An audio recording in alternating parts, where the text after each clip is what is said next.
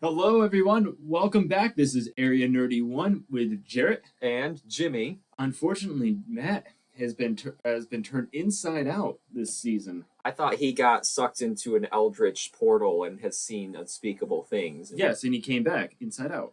Right. Also, Like the the- beer that you brought doesn't have the cap off. I know. I can. I don't. I'm a grown ass man. I can open my own beers. What are you talking I about? don't think you can. Oh my god. Actually, I don't think I can. All right. Wow. Wowzers. Well, Anyway, we'll do the introductions and then I'll go fix this. fix this situation. Right So this anyway, beer. this is February, which is obviously from the title, the month of love, with Valentine's Day, but this is going to be also Lovecraft month here at Area Nerdy One. Get it? Lovecraft. I literally picked this subject for this entire month based on that one thing. That's literally the only reason. That's literally the only reason. But we're going to be talking about H.P. Lovecraft, Lovecraftian influences in media and TV shows and movies. Everything is going to be Lovecraftian this time around. We're gonna get into the good, the bad, and the ugly. And the even uglier and the macabre and the undescribable horrors that are the Lovecraftian mythos. We're gonna describe the undescribable. That's We're our gonna- goal yeah. for this month. That's our goal. Yes, we may go mad. Yeah. Eventually, we're gonna get Matt calmed down from his experience and get him back on here. Sometimes in high school, what people would do is steal your backpacks and turn it inside out, like put everything inside, like turn your bag inside out and put everything back. We're gonna have to do the same thing with Matt, like turn him back. Like that's such a harmless prank, but it sounds like such a mindfuck. Like, what can you do to something like that? You have to take everything out, and just shamefully fold your bag. Like you know they got you at that point. Yeah, And- you got me. But the thing is, like, you can easily forget that because it doesn't look like your bag. Right. And if you're like running late, all you can do is just pick that up underneath your arm and just walk down the halls. the layers. The layers. But back to what we were talking about, Lovecraftian influences. But the first thing we gotta do is we gotta talk about the eldritch horror that is the tasty delight that is Big Nerd Coffee Company, which was a sentence that I thought of on the spot and I realized it didn't sound that good. I began speaking the words and did not know whence I would go. The train was on the tracks, but there was definitely not a lot of rails put down for this journey. But the point is, Big Nerd Coffee Company is definitely worth it. Definitely worth it, and they're going to have some H.P. Lovecraft inspired coffees coming out this month as well.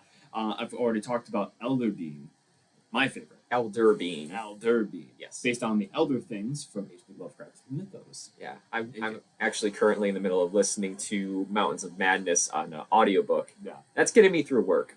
Like, while everyone else, everyone else is like, Jamie looks so happy. Like, what's he listening to? He must be listening to some music. I'm listening to H.P. Lovecraft. H.P. Lovecraft. So, like, sometimes at work, I'll listen to some of the podcasts and people reading like Rats in the Walls and Pickman's Model. But a lot of times at work, I'll be in like these smaller enclosed spaces alone, and then there'll be a noise behind me, like someone coming in or something. I'll just jump. Ah! What was that? It was a nameless horror. But Big Nerd Coffee Company, none of the surprises and horrors that await the characters from Lovecraftian stories await you there. Oh, the coffee is always great. Damn. You got it. The coffee's always good. The coffee's always good. Going through the cosmic horror that is H.P. Lovecraft has rattled my mind. Coffee equal good. Coffee equal good, and the food equal better. Go over to Big Nerd Coffee Company's website and Facebook page. Give them a like and a follow, and stay up to date with all their new recipes. Exactly. All right. I think that we're about done with this ad copy. The ad copy. You're struggling with that beer a little It's bit. not a twist off, okay? Then what do you think you could twist it off? Because I'm a big, strong man. Anyway, so this is your subject. This is your month. Why don't you get us started? This is my month. Finally, my time to shine. I talking about someone else. Yeah. So, H.P. Lovecraft. What a guy. You want me to bring his picture up? Yeah. Uh, This dude look just perpetually looks like he's having just an unpleasant time. Look at that heartbreaker. Yeah. I mean, this is probably like what, the 20s though? Yeah, the 20s, early 30s. So he was born in 1890 Okay. in Providence, New England. I had to look at that because it was a part of New England that he held very nostalgically. That's why a lot of the Lovecraftian stories take place in and around New England in Providence. Yeah, so like Arkham is in Massachusetts It usually, says right? in Massachusetts. They'll stray into Boston a lot of times, sometimes in New York City. And H.P. Lovecraft had started basically the cosmic horror genre and was one of the pioneers for horror science fiction. Yeah. actually. So he was kind of an odd bird and had a very odd life. So the thing that really influenced him was that his dad went pretty much insane and was locked into the insane asylum. Right. Yeah. He was. It may have been like a syphilis infection was what they were thinking. Yeah. Which, can like if left untreated does affect your mind. Absolutely. And of course, when his mother died as well, he went to live with his aunts. They were very, very kind of, how would you put it? Artistically weird. They were very religious in the sense that they were that they kind of sheltered him a little bit, but also were already artsy enough to inspire him to go out and do things. So he struggled with a lot of math and a lot of schoolwork, but he excelled at writing and had Affinity. an affinity for the English language. So when you read H.P. Lovecraft, he uses a lot of flowery language, but he uses it all very well. Yeah. Yes. And then in 1924, he got married. I didn't know he got married. Oh yeah, he got married, which was a big thing because, first of all, his aunts that he lived with did not want the marriage to go through. She was Jewish. Aha. Okay. That was the thing. So that's a thing that comes up a lot when people discuss H.P. Lovecraft nowadays. Yes. Is that he and his family were very racist, anti-Semitic, etc. Yes. He was not, and apparently it's even for the time. Yes, and I'll be going into that because it's very interesting. Yeah. So she was Jewish, and they divorced just before 1929, and then he went back to live with his aunts, and he died in 1932. So he was not. So he was like in his 40s. He wasn't. He's super like his old. early 30s. Oh. 30s, 40s, yeah. Yeah. So he wasn't super old. I think it was cancer that took him. Mhm.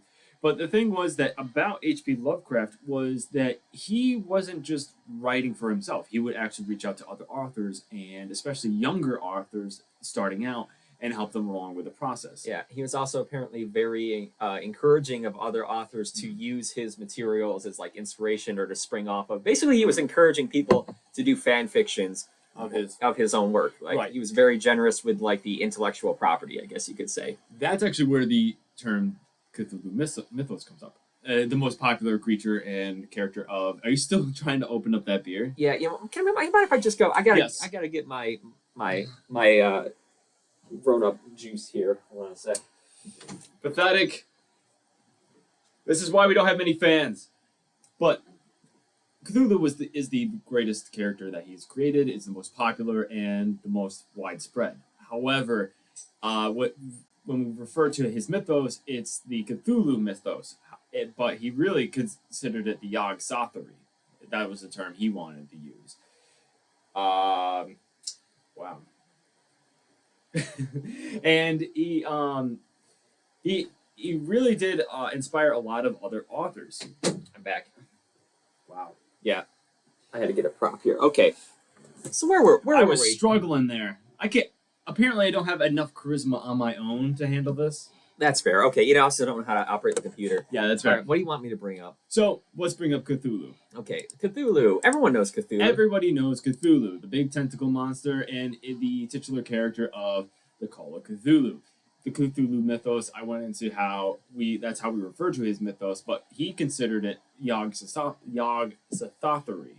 Yeah. All right. Why don't we Yes. talk a little bit about Cthulhu first, and then we'll go on to Yog. You want to Sothory. describe Cthulhu and what his role? So Cthulhu. Okay, I'd say he's a god, but like the way Lovecraft introduces these beings is they're like older than gods. They're primordial. The point of cosmic horror is that the universe and beings in it, like Cthulhu, are so old and so vast that people cannot understand them whatsoever. Simply beholding them drives them to insanity. Exactly. Yeah. So Cthulhu is a creature / god that resides in the sunken city of Relay. But Relay. however, it even is said in H.P. Lovecraft's writing that the way we say it is incorrect. We'd have to like not have a tongue in order to say relay it correctly. It's so unfathomable Right. that we can't even speak of it. So And even Cthulhu is not pronounced Cthulhu. It's actually pronounced Uthulu. Like Cthulhu. Like you're not the way it's supposed to be said is not the way a human language can comprehend. okay, well, Cthulhu Great is paperwork. okay. So Yes. Cthulhu. So I'm just gonna kind of summarize the Call of Cthulhu. So the Call of Cthulhu is a story by H.P. Lovecraft. It's kind of a collection of smaller stories, all chained together by a single narrative, which is this guy trying to figure out the origin and nature of like this statue of this creature. It's the main story is I literally just read this Okay, the other alright, day. fine. So Why'd you ask me to explain it then? I asked you to explain Cthulhu, not Call of Cthulhu. Well, you kind of have to know Call of Cthulhu. So Call of Cthulhu starts out with a nephew going through the transcripts of his dead uncle.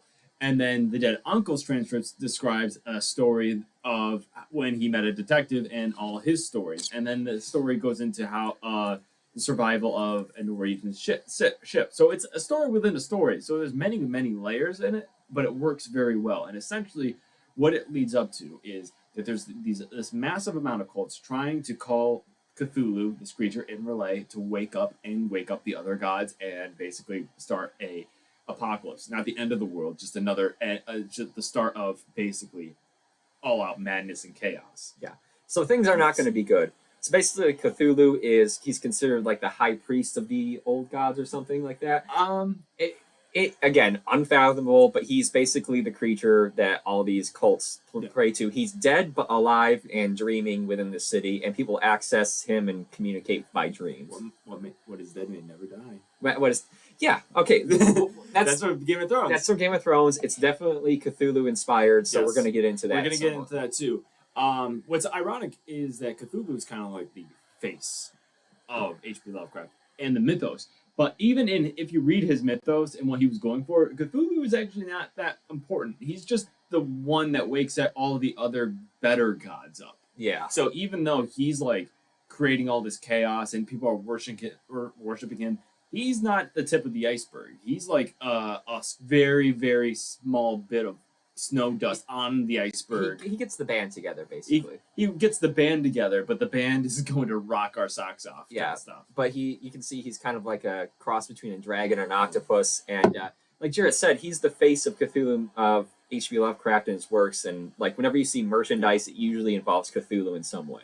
Absolutely. Okay, we didn't explain that very well. We didn't but explain that very well, you but really- the point is that you can't explain it very yeah, well. you just kind of have to read the stories. Exactly. So, the next, I think, one of the more important ones in the mythos, I think, is Dagon, honestly, because he does show up in two of the more well-known stories, which is the titular Dagon story Yeah. and the Cult of Dagon in the Shadow of Innsmouth.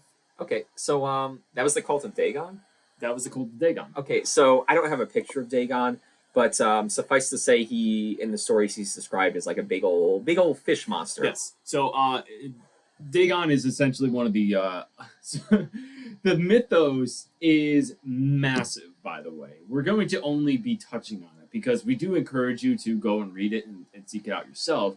However, the mythos has been expanded as basically been his love child. You know, that's what he wanted to have happen. H.P. Lovecraft spent a massive amount of time expanding this universe that has a lot of characters, creatures, many contradictions, and then other writers tacked onto it. And that's what he wanted. He Yeah. wanted other people to join. It was basically what would you call it? Kind of The like first- a wiki. The first like Reddit page. Yeah. Honestly, for a mythos, he would be super into how much we've taken onto it Mhm. and put more into it and the influences.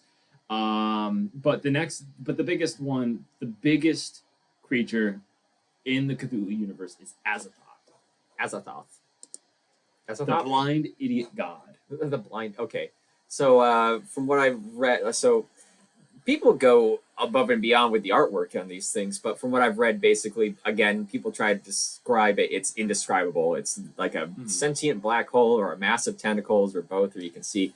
So it's but he's the highest level you would say. Yep. So basically, everything in the universe, like Cthulhu, Dagon, us, everything, we're just in the dream of this massive, massive creature who is lulled to sleep by a procession of indescribable horrors with flutes keeping it asleep, and if and when he wakes up, it'll be the end of our known universe. So basically, Rip's joint. What if our universe was like a dream. was like a dream of like this weird space thing, right? Mm.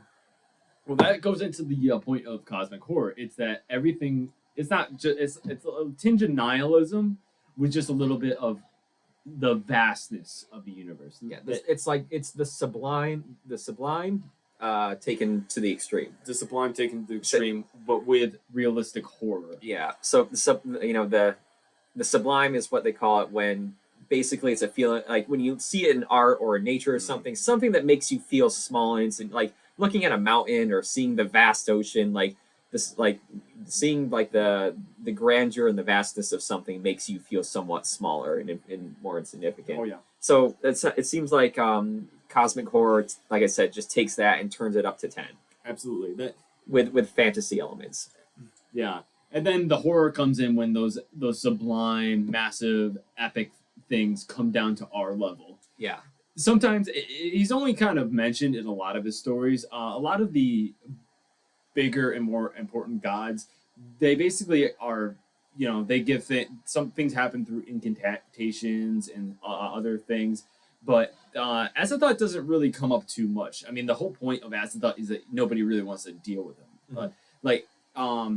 The Yog-Sothoth is one of the gods that is brought up a lot, especially in the Dunwich horror. All right, I'm gonna bring up Yog-Sothoth. Okay, there we go. Yog-Sothothery, right here. So Yog-Sothoth is the gate and the key.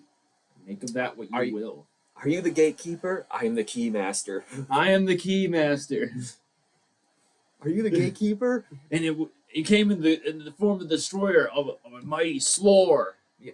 That movie is so fucked. So like, what let's do a quick little aside to Ghostbusters because basically they discover H.P. Lovecraft style gods and like the first thing they do is monetize it. Absolutely, and then turn the indescribable horror of cosmic horror into a figure skater. Like they make absolutely no effort to understand ghosts or anything that they're working with. They're just like, well, could make some money off that. Also, why is the EPA guy the bad guy? I mean, they're literally housing. Egon even says multiple times in the movie that they have a radioactive container in their basement that is being overloaded and could go off at any time, and they're just like, this. Well, what are we gonna do? Turn it off? Timothy Scholes just said, "What are we talking about?" Just started watching. We are talking Tim, you missed a lot, baby boy. Yeah, so since it's February, it's the month of Lovecraft. We're talking about H.P. Lovecraft's and various inspired works all month. We're kind of getting into the weeds on this stuff because we're like trying to describe H.P. Lovecraft and his works, and all these things are somewhat indescribable. Oh yes, he's perfect case in point is Yog-Sothoth. Like the gate and the key. What would you describe? It's an eye blob. So all of his creations, we keep saying this again and again, but they're indescribable. Except all their names are really bad. Yeah, but there are a few of them that have a definite shapes. Cthulhu kind of has a definite shape. But Yog-Sothoth is basically a mass of goo and orbs, and he's kind of like the gate and the key to get to other planes of existence and understanding. How he works and what he wants is we don't know. There's no way to understand what these things want and understand. That's kind of the point from H.P. Lovecraft's writings, because he grew up in a very Christian household, but he turned to atheism later in life. So when he created gods that had tangible powers and could be even contacted, they don't have a plan. They don't have any kind of like remorse or anything. They're just that. They think humans are adorable. They're trying so hard. No, they don't even think. They don't even think about humans at all. It's like people say like gods. The H.P. Lovecraft gods are like humans to ants, but no, it would be like a mountain to an ant on the other side of the planet that is also not alive. Like absolutely nothing. It makes zero sense. Yes, they are their cousin's brother's sister's roommate. What does that make you? Absolutely nothing. But my favorite H.P. Lovecraft deity Mm-hmm. is Nyarlathotep. I'm sorry. What was that? Nyarlathotep. One more time. Nyarlathotep. No, this looks like a dude. It's just a dude. It is a dude, technically. He has other forms as well, but goes by the Black Pharaoh. Essentially, he's like all those other gods, except he has a personality and he just likes to fuck with people. Like being mean, or just being like, we'll see what happens. No, like driving people insane. Mm. In his story, it's pretty much I consider it a poem. Yeah, really. It is. It is. It is a poem, but it doesn't kind of read like a poem. I feel like it's got a prose to it. Yeah. Yes. It is really good. I might have to go. I know about this poem. I haven't read it. I can't spoil it for you guys. All through this process of H.P. Lovecraft Month, we are going to give you stories and H.P. Lovecraft inspired stories. Go see them, go watch them, and go read them. They are amazing. But before we do that, we do have to go into the racism of H.P. Lovecraft, because we can't dedicate an entire month to him without going over it. And and it's important that we address it. You know, you can be a fan of H.P. Lovecraft, you can like his works, you can like the stuff, but you have to wrestle with that legacy, that mindset, because it is present in his works. You can't just separate the two. And honestly, I think that the best thing you can do for that at this point, like you say, he wanted people to change his works. He wanted people to add on to it. Yeah. Making new works, adding on to it, taking the whole thing into a better direction, I think is the best way that you can, deal with that. Absolutely. And also it would probably piss him off knowing that we did that too. For sure. Okay, so here's I was doing the mental gymnastics, being like, okay, how can you enjoy H.P. Lovecraft works while, it's like, doesn't that contribute to the legacy of a super duper racist, right? Super duper racist. Yeah.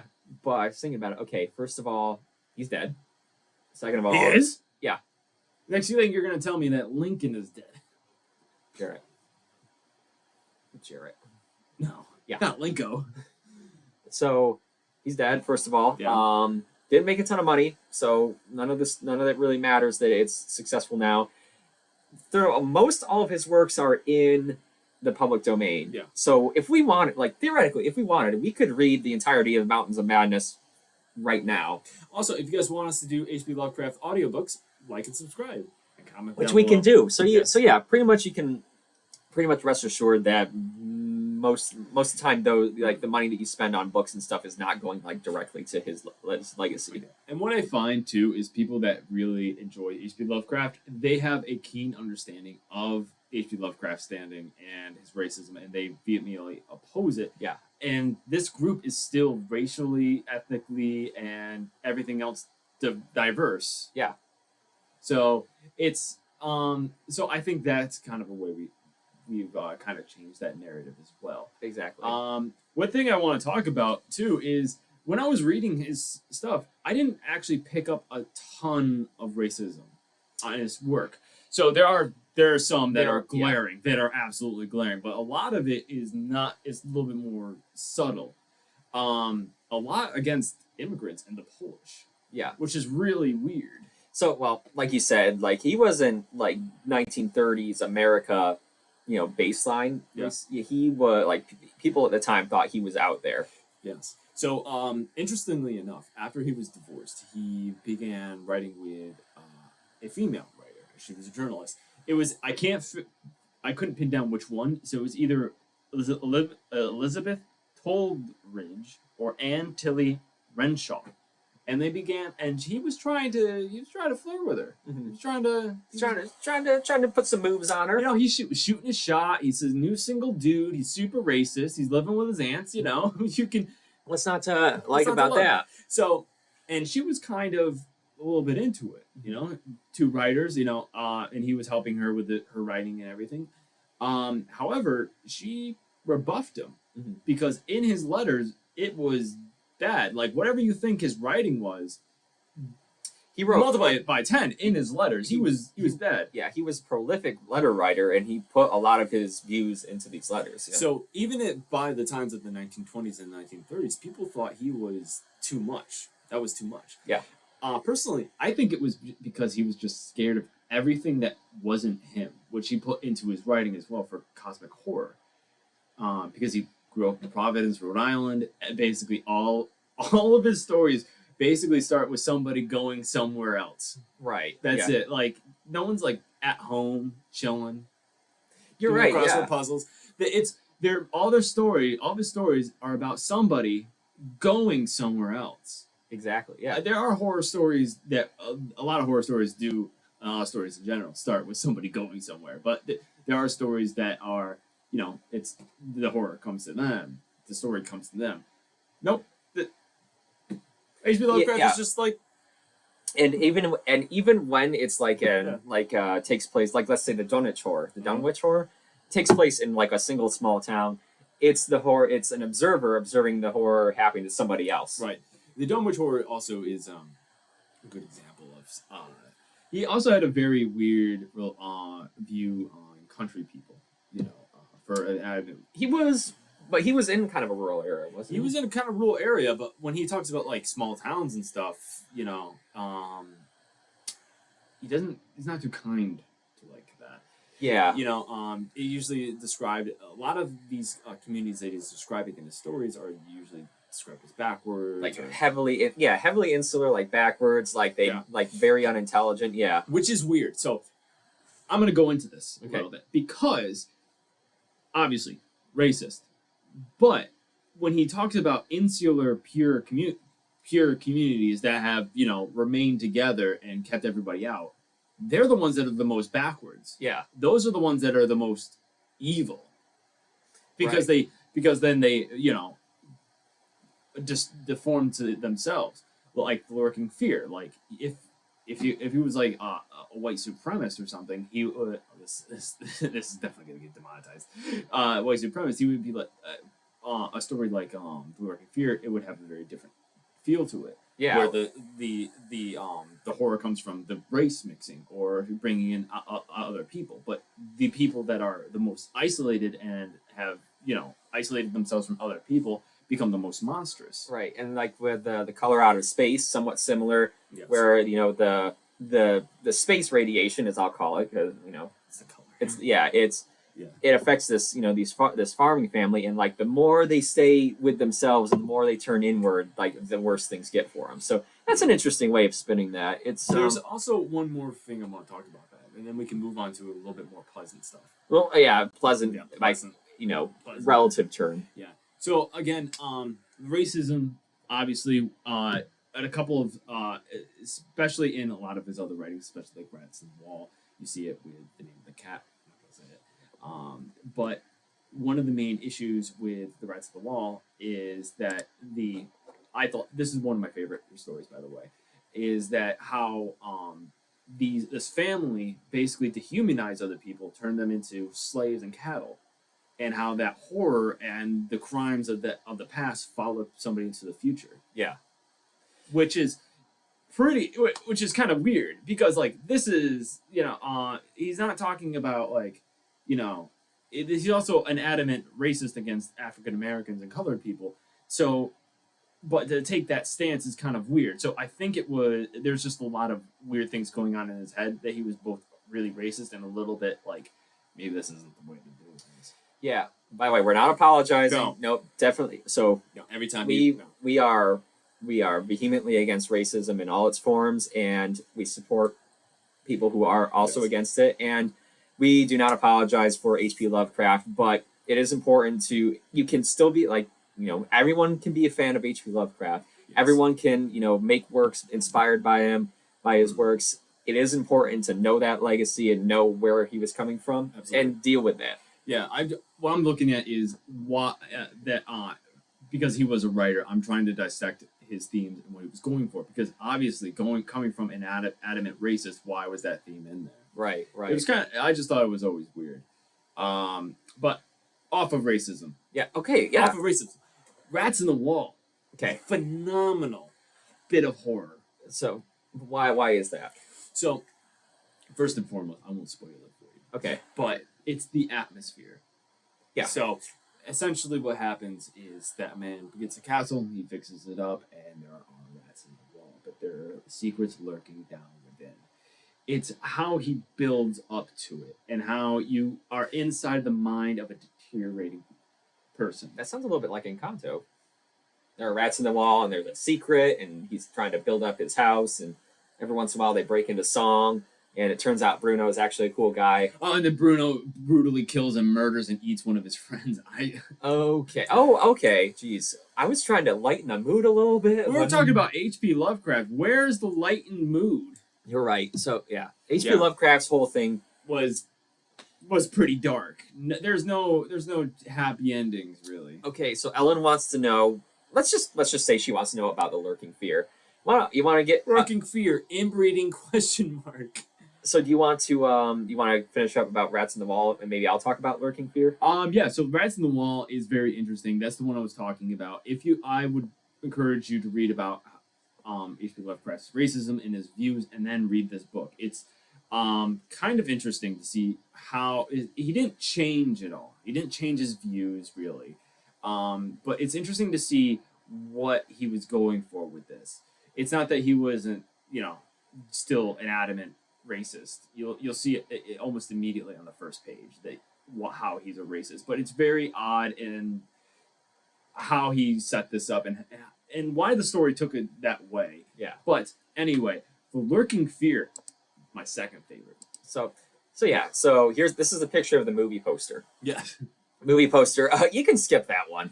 No, you should definitely watch it. It is batshit crazy. Okay, so the lurking fear is, like Jared said, it's a great example of, being able to build up that horror. Yes. So horror is like you're looking at something. That's like, so basically for me, horror comes from the reveal. Really? Yeah. So it's the what's it called in magic where they have like the ta-da moment. The I thought of something completely different. prestige. Can we not? Can we not? Sorry. All right, I might have to take this one down. Yeah. But so I was thinking it's the prestige. That's when the horror shows up. So the build up, the being able to create that eerie atmosphere and unease through the whole story, basically. That's really where the skill comes in. That's the terror. Yeah. So, I would disagree, but I would still agree. Okay. So, I think where horror really lies is in the build-up, the escalating tension, and that's what the lurking fear does brilliantly. It starts out strong, and it just keeps building and building. And this guy is just becoming so frustrated with what's going on. He just decides to start digging in the grave to just find out what's going on. Yeah. So the character is basically a paranormal investigator, and it's from and it's told from his point of view, and from reading it, it sounds like he starts off with this confidence, almost brashness. Yeah. He starts off. Like Ghost Adventures. Yeah, he starts off like Ghost Adventures. Basically, he shows up to this very small, rural, deep in the woods community, and there's this mansion from the 1700s up on a hill where all this haunting stuff happens, right? People are disappearing. Yeah, exactly. Also, a big point of the story is that this is where a lot of thunderstorms happen. There's a lot of lightning strikes, and that's a big part of the story. All right, and I'm not going to spoil it for everybody, but basically, I'm going to tell you what happens in the first few pages. He shows up. He basically is gonna go camp out in this house with a couple of burly guys. With a couple dudes. Yeah, that's how he starts off. He's like, yeah, we're gonna go up in this house, we're gonna camp out, we're gonna figure out what's going on. By the end of it, he is just like Jarrett says, he's at the end of his rope. He has no idea what's going on, and he wants to know what's happening, but he just cannot. He's at the end of his rope. I think this is one of the best examples of main character syndrome. Because one of the things I don't like about a lot of stories and movies is there will be a main character, and then a bunch of people will start dying around them because they're the main character. Nothing can happen to them, and main characters in movies and TV shows will just be well, that's This dude all his friends keep getting ate, and he's just why does this keep happening to me? Wormy and Patrick. Whoever it is, they must have eaten Wormy. First Squidward, First Wormy, then Squidward, now Mr. Krabs.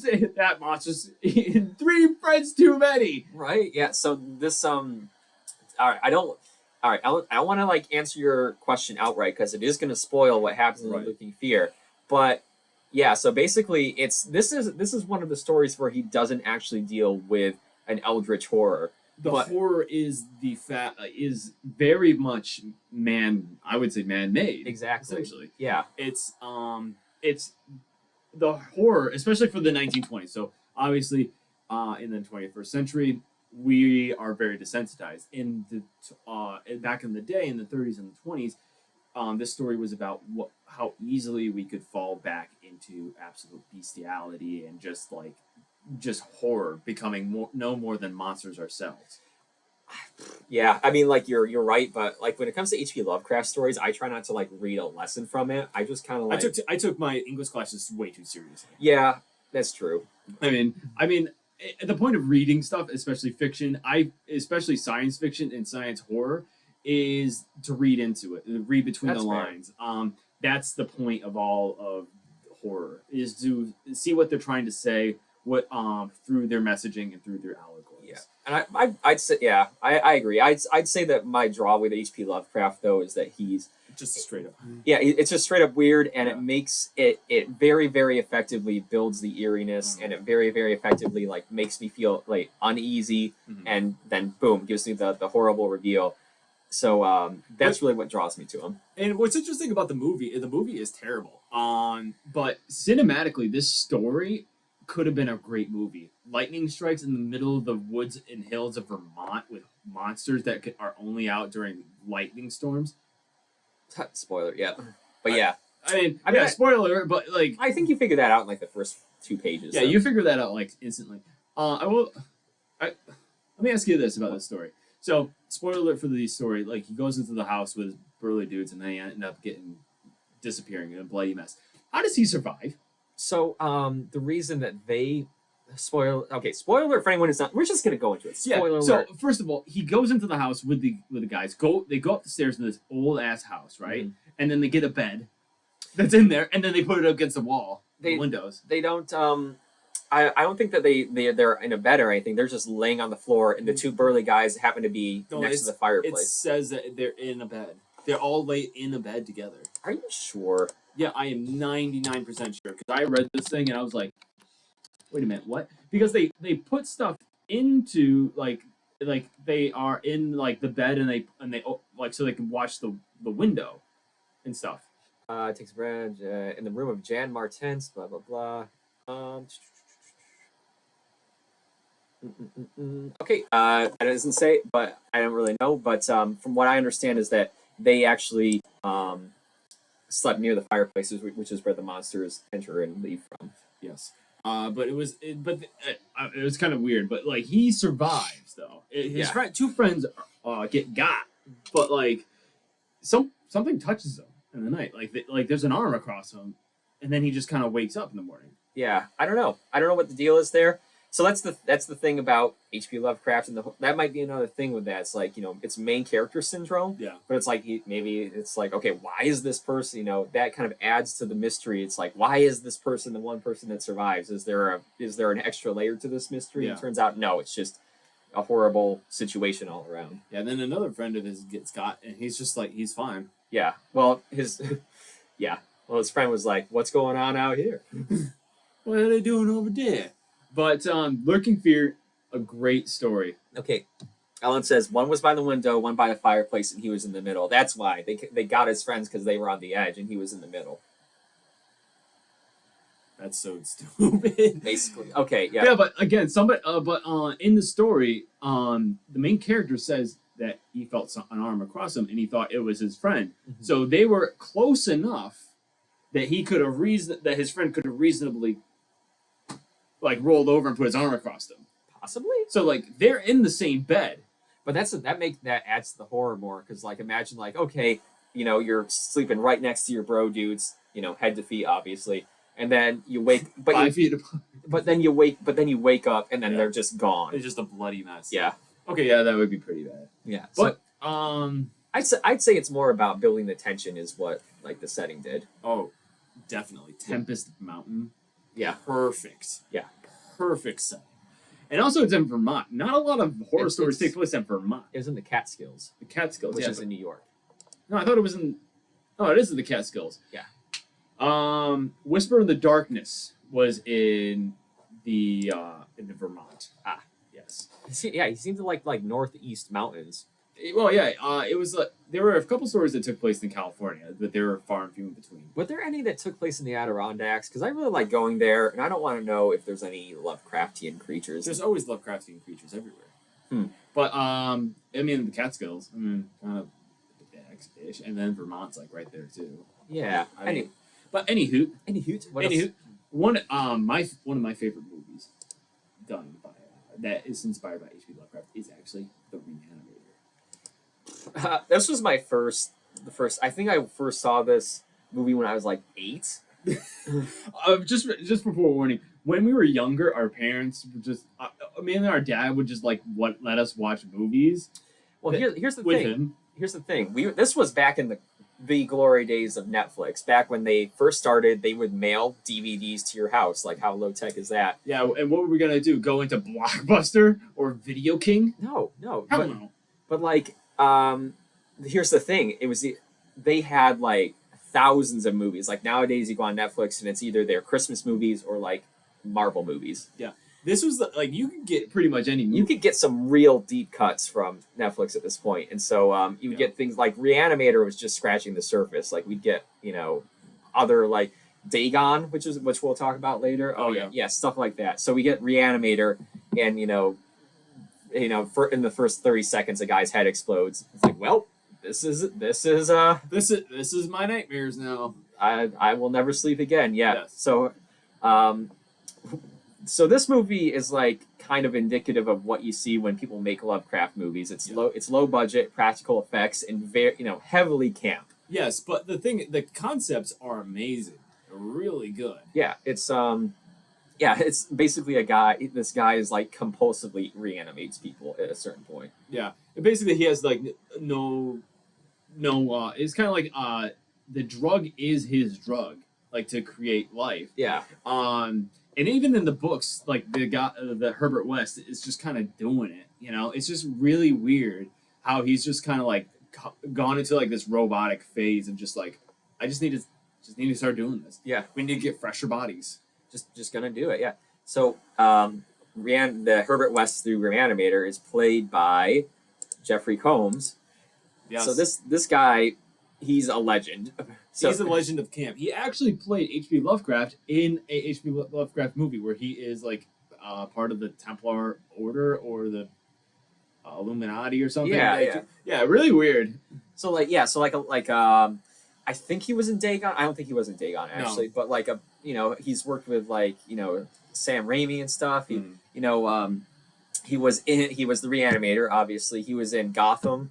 He had a cameo in Gotham where he gets reanimated. Basically, he gets put onto another body and stuff. It was so basically every time I see him in a movie, I'm like, it's the Reanimator guy. Yeah. So the concept of Reanimator is that these are some students that be kind of like Frankenstein. If Frankenstein was Victor Frankenstein was even stupider and just started doing it instead of like trying to like help people or any kind of science. He's just kind of doing it. Yeah, Victor Frankenstein. Victor Frankenstein was like so tormented. He's like, oh man, I created this monster. What do I do? And the whole book is him emoing out about it. If Reanimator is Frankenstein and he was just like, this is cool. And he's just like spent the rest of the book like looking for other people to reanimate. Yeah. Also, fun fact: Victor Frankenstein, not a doctor. He was in school to get his doctorate. That's dropped out. Technically true. He never got his doctorate. Dr. Frankenstein is not a doctor. Yeah, well, we only know him from the Boris Karloff version where he actually finished school, but he's not a medical doctor. He's a PhD. I'm just kidding. He got his PhD in poetry. And he's like reanimating bodies. He's like, then what's with the monster thing? Oh, that's just a hobby. This is a hobby. People will walk in and like see all the dead bodies and like be horrified and like, now let me read you my poetry, and that's when they really freak out. Ah!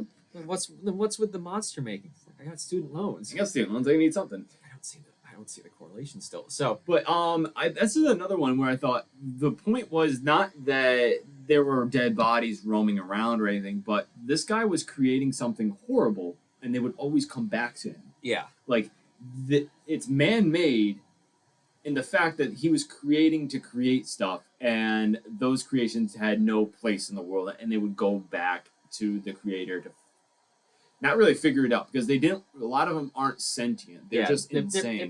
They're basically zombies, but they're a little bit more feral. Yeah. They're more like if you put a possum brain into a human body and then gave them a ton of like Xanax. Yeah. So this movie actually spawned 2 sequels. Each one Worse than worse than the last. Yeah. Yeah. Bride of the Reanimator, which basically is Bride of they make a lady, and then they make a. And then the third one was Beyond the Reanimator, where, spoiler alert, basically he's been in prison and his research has found out, it's like, okay, instead of not just reanimating people, he found he could basically at the point of death suck out people's souls and then put that into a reanimated body to like make it to make it a not zombie. That's dumb. Yeah. I don't like that. Yeah, it was bad. It was bad. It was bad. Yeah. But the Reanimator was really interesting as a story because if you read a lot of H.P. Lovecraft, it's serialized because it was actually made for Weird Tales. Yeah. Like a magazine, a pulp magazine. Pulp magazine. So actually, Weird Tales didn't have a ton of horror in it. Mm-hmm. A lot of it was science fiction, adventure, kind of like Conan the Barbarian kind of stuff. And his stuff was very difficult to get into Weird Tales, simply because it was out there. It wasn't anything like anything anybody read before. That was one in a later tale. I think he actually has like a witch in it. Like yes, Dreams at Witch House. Yes, she's defeated using a crucifix, which is like it's very strange. Strange. It's strange for H.P. Lovecraft because, like you say, he really didn't use like actual like religious imagery. He used he made up his own religion basically. The thing is, but in that story, so because I read it, okay.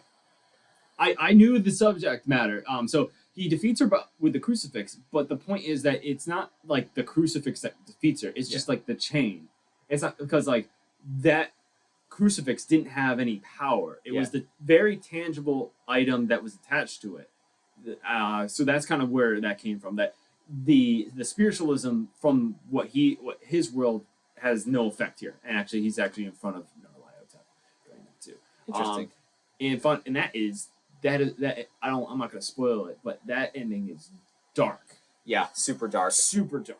But it was I think I brought it up because, like you say, it was hard to get his work into these magazines, and he went to a more semi-traditional approach to get to get that story in a magazine because he really needed the work at the time. But Reanimator reads like that, like a synopsis, kind of like a comic book every week. But it works very well. And in this in these kind of formats and these little stories where we're telling about how he had to kind of go to more of a traditional standard of writing is where you see him try to really push other young authors, because he would rather help them cultivate their craft than just become another corporate stooge. He didn't really like that. Yeah. Well, yeah. I had a few questions there, but yes. All right. Go ahead. No, I was just thinking, it's like, okay, you want to be a corporate stooge, like what? I'm trying to imagine like what the writing structure of the time was, because like would he have to like have an agent or write into these magazines? So interestingly enough, actually, he had a lot of because he was helping out a lot of other writers and he was corresponding with other writers. They had a lot of leeway. So I don't know the exact story it was or the exact person, but basically he went to the guy. He had a friend go to a guy at Weird Tales and be like, "Hey, you're not publishing H.P. Lovecraft?" And he goes, "No, it's too weird. I don't want it, blah, blah, blah." And he goes, "Oh, yeah, well, he's shopping down the street to Weirder Tales." I don't know what it was called. Weirder Tales for, Detective Comics. Detective Comics or some shit. And literally the guy of, Weird Tales was like, "Well, I can't have that." And then published his stuff. That story. And that was kind of like the running thing. Like, because of his correspondence and because of his friendships and because of his ability to mingle with other people through letters is increased it made him publishable. But that's interesting too, because like my image of H.P. Lovecraft, from also just seeing his pictures, is a guy who's like he seemed like he'd be very kind of hard to get along with, and like not like you say, he's like very cloistered. Maybe my idea of him is a guy who maybe doesn't connect with people is in his, but maybe that's just my prejudice. It's kind of a misconception, and not really, because obviously because of how many friends he made and how many correspondence he's had, because there were thousands and thousands of letters to different people that he had correspondence with. I think it like goes upward of 100,000, right? Oh, yeah, over 100,000. And just people like talking to him. Where that comes from, where he wasn't able to connect with people, was his prejudices.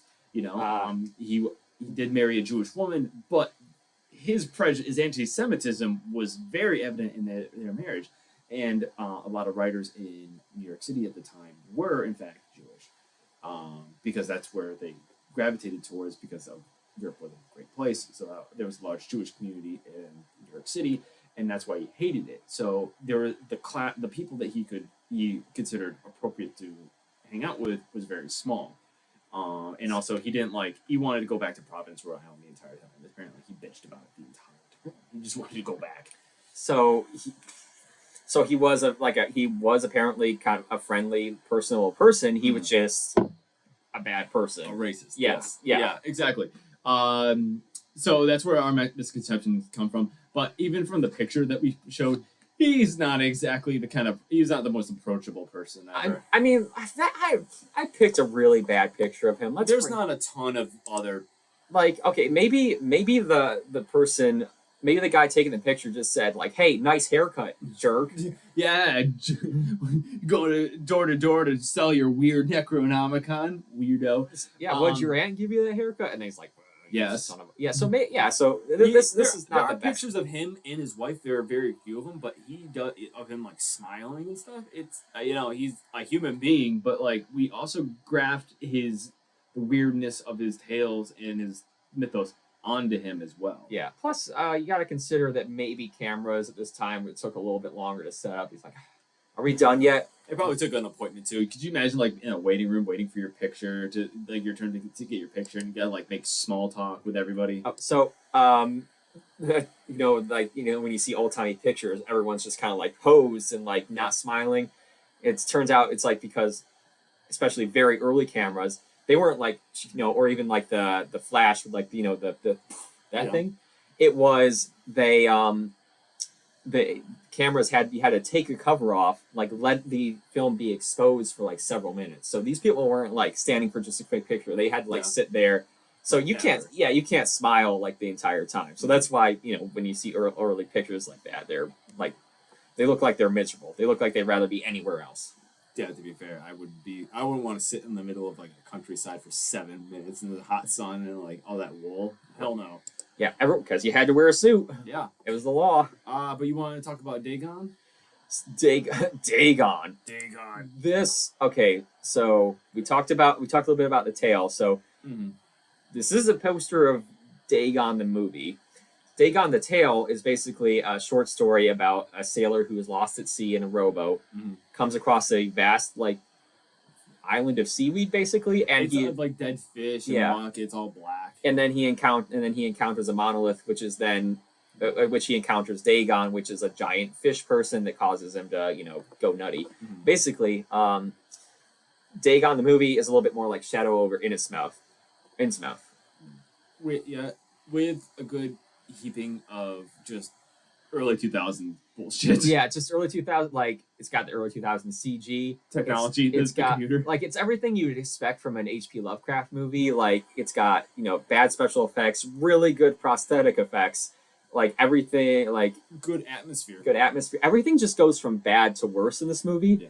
And so we have a running joke in our family because there's a scene in this movie where the main character, the main guy, he gets washed up on shore in this weird town. Yeah. He goes to this hotel and he's like, "Hey, do you have a room here?"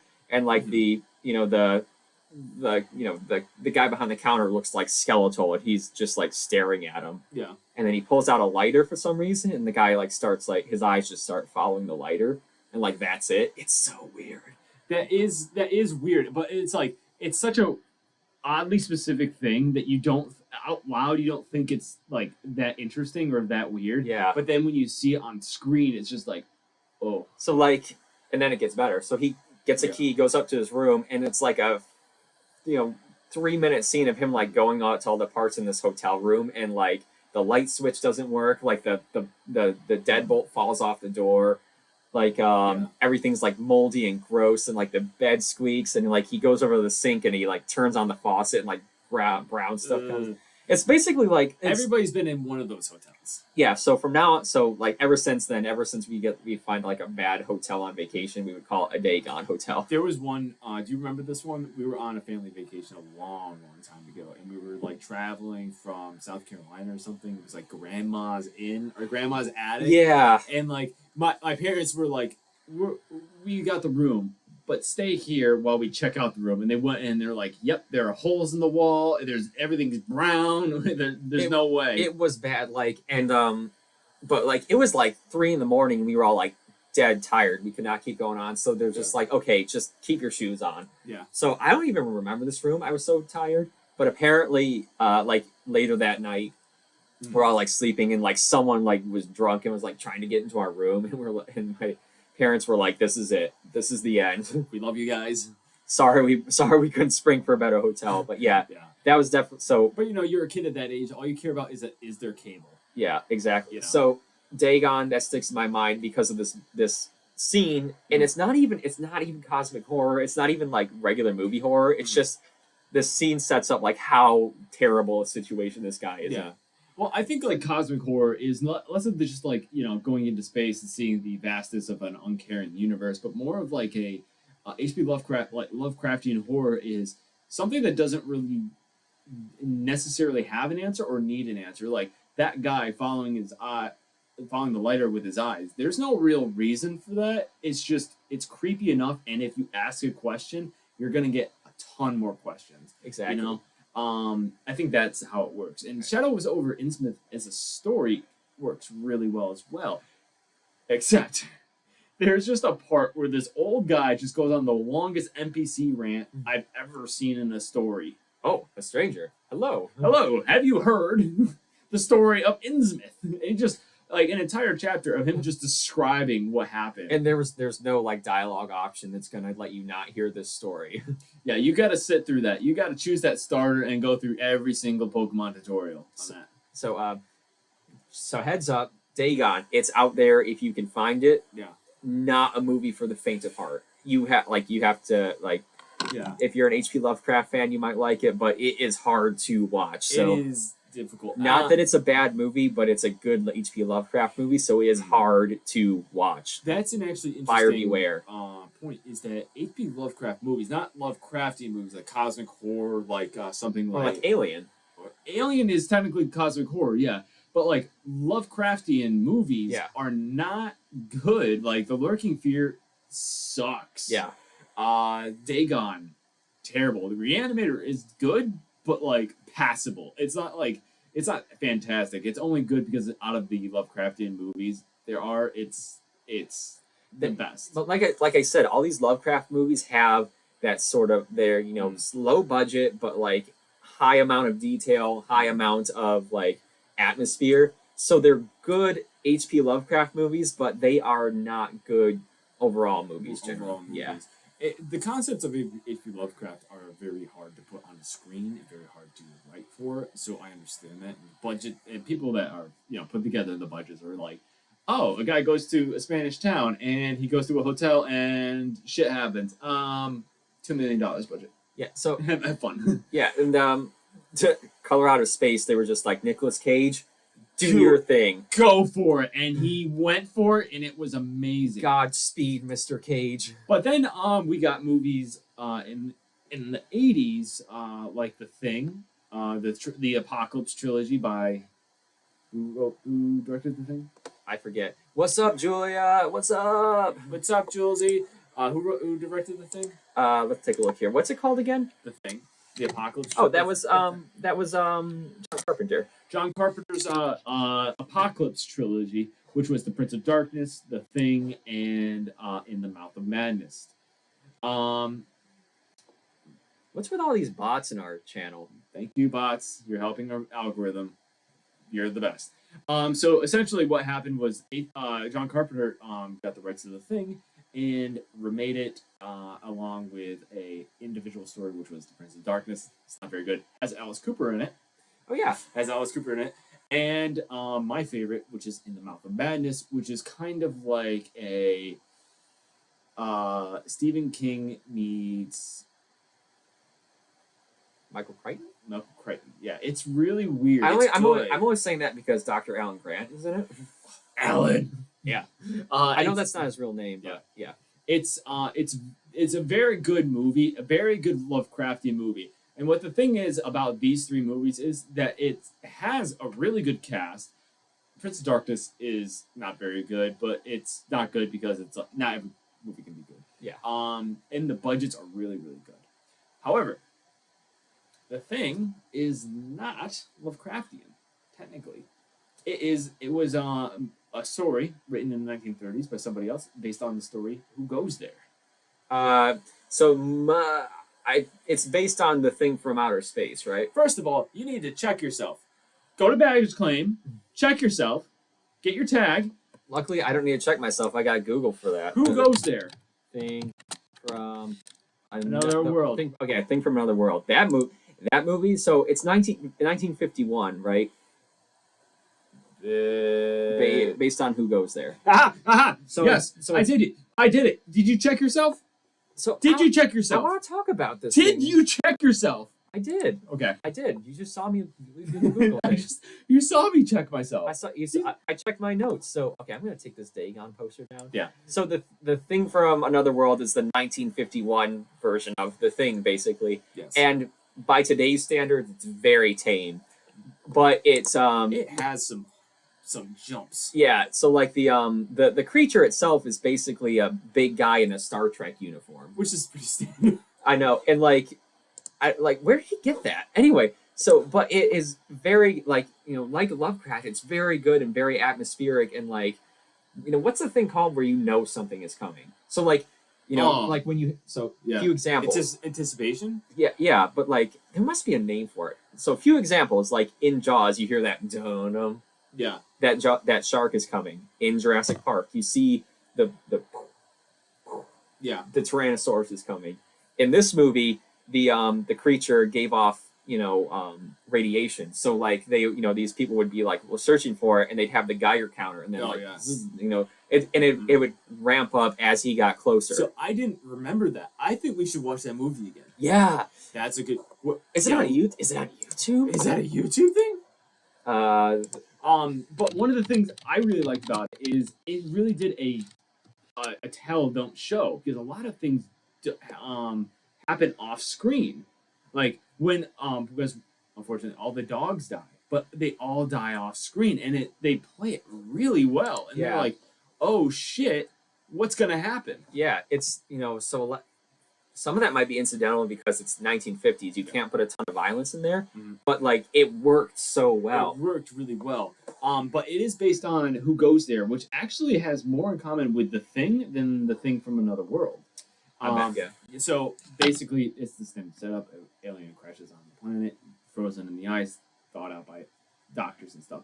But it is Lovecraftian because the monsters, I feel, are the people. Mhm. Because even though The Thing is kind of killing people and turning them into things, when they start killing the things, they don't use flamethrowers. They do it by hand, and they start to enjoy it.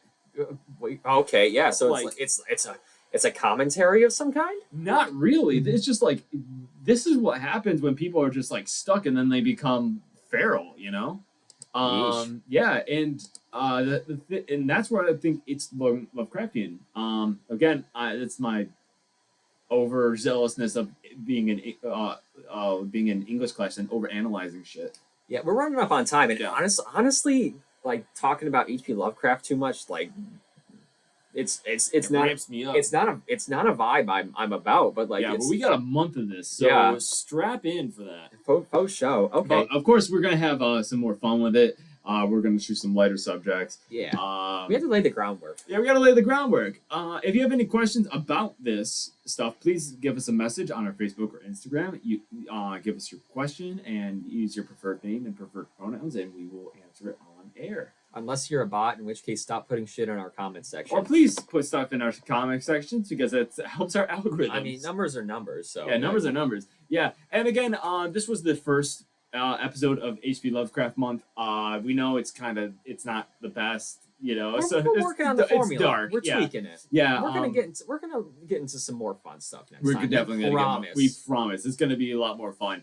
And of course, next week we will start off with some news because I'm going to do a bit of a review on the new Pokemon game, and I don't have nice things to say about it. Plus, Book of Boba Fett's last episode should be coming up pretty soon here, so we gotta talk about that a lot.